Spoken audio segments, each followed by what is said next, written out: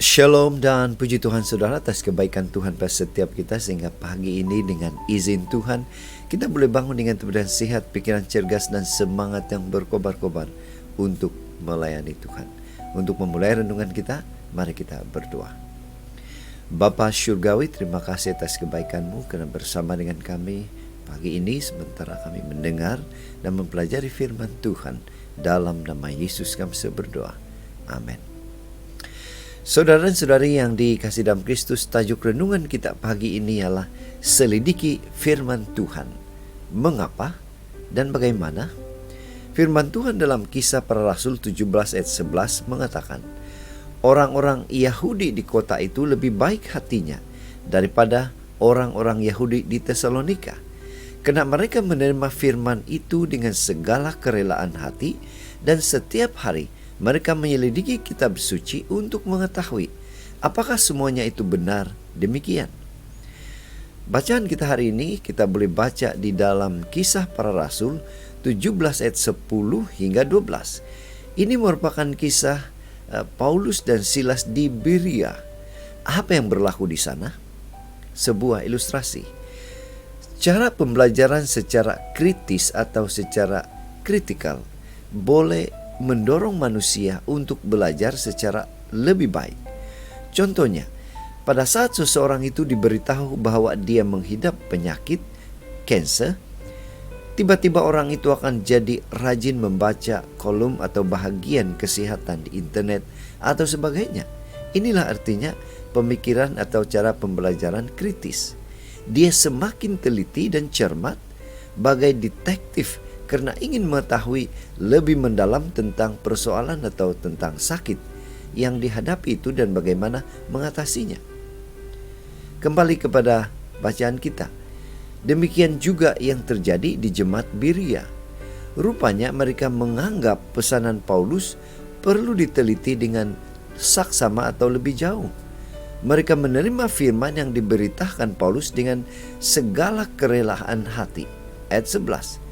Kemudian mereka menyelidikinya setiap hari, bukan hanya pada hari Sabat saja.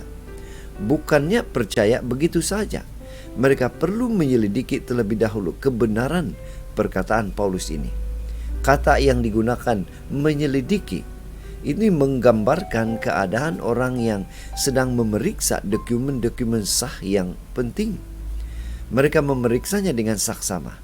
Dan pada saat mereka mendapati bahwa pemberitaan Paulus itu memang benar, maka ramai dari mereka yang berbalik dan menjadi percaya.